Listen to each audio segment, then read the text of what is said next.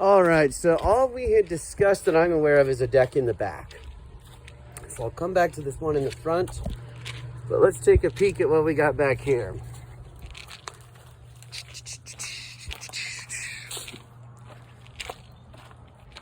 Oh, yes. Oh, no, it is. Okay, so I think we discussed this, but it appears as if you have a latex stain on there. Now, none of this applies if this is actually a solid oil based. However, if it is a latex based, and I think we may have discussed this, then sanding it off, yeah, I think so, because you told me it was pretty bare, and the railing was the only issue. So, my suggestion was to sand the top cap, sand the deck boards, restain it. Doesn't look that bad to me, but you want to go with an oil-based stain. So that being said, your deck boards look like they're in great shape. So there's a couple different levels that I can go to, depending on what your needs are and what your budget is.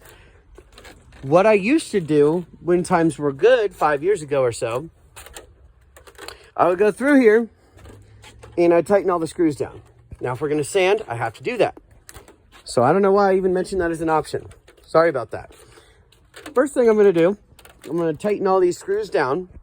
So that'll help because it's very creaky. Now, the wood isn't bad structurally, but it feels kind of, weathered because of the creaking. So that's going to help there. So I'm going to go through, and what I usually do is, because half of these are going to be broken, I get new screws and I'll put them in as needed. And so I spend about, a day or so going over and doing that. Then we've got to address the rest of it. So now they have a stain called Sierra Redwood that's going to match this pretty well. So my suggestion would be this.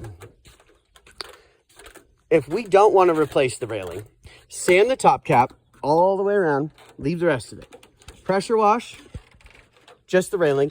I mean, we can pressure wash the deck, but if I'm sanding it, it just seems like a waste of money to me. The wood's going to be clean by the time I get done with it anyway, but I can pressure wash this stuff. Then I would take Sierra Redwood of Armstrong, and I'll send you a picture of it if you want to stay with this kind of color. But the reason I'm choosing it is that's going to match what you have existing the best. And then we do all of the railing and all the deck in that. And what that's going to do is it's going to put that coating on top of this. And over time, it's going to wear off of the railing. I don't think your railing looks like it needs to be replaced. So if I could clean up some of this mold and whatnot, and I could spray, the top cap and the deck will match. The railing is going to maintain its pigment. And then these bare spots that you see should absorb the new stain, and it should look better. Now, what might be a good idea is, like, if I start a project like this, I do videos like this every day. They're not usually this long. Try it in a section. See what it looks like before we commit to doing the whole thing. So I want to give you a price for, let's say I was to spray the railing, which I can do it by hand or I can spray it. That is totally up to you. Doesn't matter to me which way we go about it. But let's say I do the railing. I'd like to do just a little section to make sure it's worth your time. So I'd get over here probably and just do a section of railing like to here and then let it dry and see what it looks like with that stain on there, because it's not going to probably penetrate too well into that, except where it's bare. And I want to make sure it doesn't look worse off than it does now, because it doesn't look bad in its current shape. Then on the deck boards, now to me, if these were sticking out, I'd sand them. Because they're not sticking out, I'd just coat them with stain on the ends and leave them. That's my take on it. Yeah, because if I try and run a sander on that, doing it by hand doesn't make any sense. If I run a sander on it, it's just going to, get this board below it. And do we really need to go that far? So I would do a section of railing, see what that looks like before we decide on doing that. So first off, I'd like to if we can get a price nailed down on actually doing the deck, that'd be great. Then I know we have a starting point. Your framework under here is phenomenal. Pressure treated everything. This was done recently. So looks like you had a deck rebuild and somebody did you dirty on the product. Probably not intentionally, probably lack of knowledge or experience. But anyway, that's what I'm going to quote you for, is setting all the nails, sanding the deck down. Now, there's two ways that I've done this. I have to look into the availability of the giant floor sander. I don't own one. They're a couple grand. I'd have to rent it. That, last time I checked, I have to book in Sonora. And so I charge for the travel time there and back, plus the rental, plus the sandpaper. Just like you would have to. The other route, and now that, what I do with that, and this is me, so it depends on the level that you want. How much do you care about swirl marks? Because you use that, usually 36 grit, or I think they go up to 100, but it leaves swirl marks in the deck. Little, like, you know, some people don't care.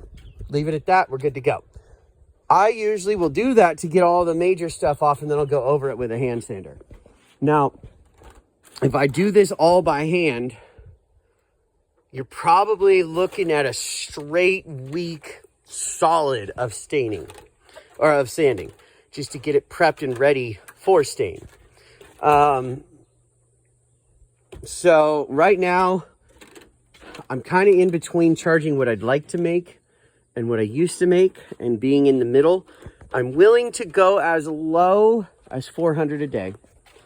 I'd like to charge, that's $50 an hour, by the way. I'd like to charge about $550 a day if I can. That's, you know, 150 more a day. What I want to be at is $750 a day. And that just doesn't seem reasonable. Right now, I don't have the work. So I'm just being as straight up as I can with you about this. I'm an honest person. I'm willing to work by the hour. This is a project where I can lose my butt if I underbid it. So when I'm doing an estimate and a quote that I have to stick to, I tend to be on the higher side. If we're willing to do a time and material, then at least I can lock in at $50 an hour. I send videos every day and we're on the same page. But there's no guarantee. It depends on the method of sanding we use. And it depends on, you know, when I go through, like, let's say I charge you to tighten the screws and not one of them is broken. Well, then it goes a lot faster. Let's say half of them are broken. Then it goes a lot slower because they don't want to just come out. I have to kind of dig them out and then put new screws in. Now, the other way is I can just punch them into the deck and call it good. To me, while I'm going through the effort of doing it, it's worth, you got to sink the screws. If there's a screw that's not doing its job, replace it. That's my standpoint on it. That to me seems like a justifiable cost. So I don't know ahead of time. And that's the hard part going into these quotes, is I don't have an answer exactly what it's going to take until I get into it. So that's where I would charge a full day for that, plus a box of screws. Pressure washing, couple hours. Probably 2, maybe 1. Sanding the top cap, sanding the deck, about a week.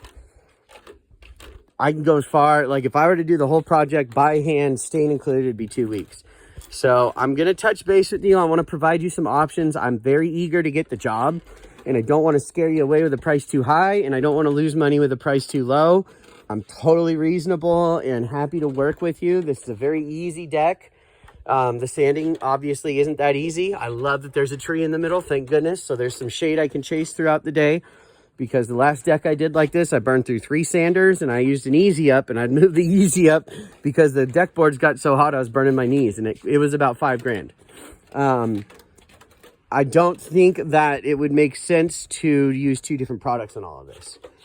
I think it would make the most sense to either leave the railing and just do the top cap, or do all of it, the railing, in the oil-based stain after pressure washing. So anyway, that is hopefully thorough enough to give you an idea here. And now let's just peek at the front, because while I'm here, the front is probably going to be super easy. And so I'll just put it as an option. Plus it's in the shade, so like, why not? For me. Oh yeah, someone put latex on this. If it were me, I'd look at what's the difference in cost between getting it sanded and putting new boards on here, because I don't know what the difference would be, but I'll go ahead and put a price in here for that. This just top cap and deck boards. If you don't want to do that, you could just put latex over the top, because it's covered. 90% of it's going to be fine. It's just the stairs that are going to get eaten up anywhere that's prone to moisture. And this is like what I should show every homeowner, between latex and weather, latex without weather. It's amazing the difference. So anyway, that's it. If you stuck with me this long in the video, I appreciate your time.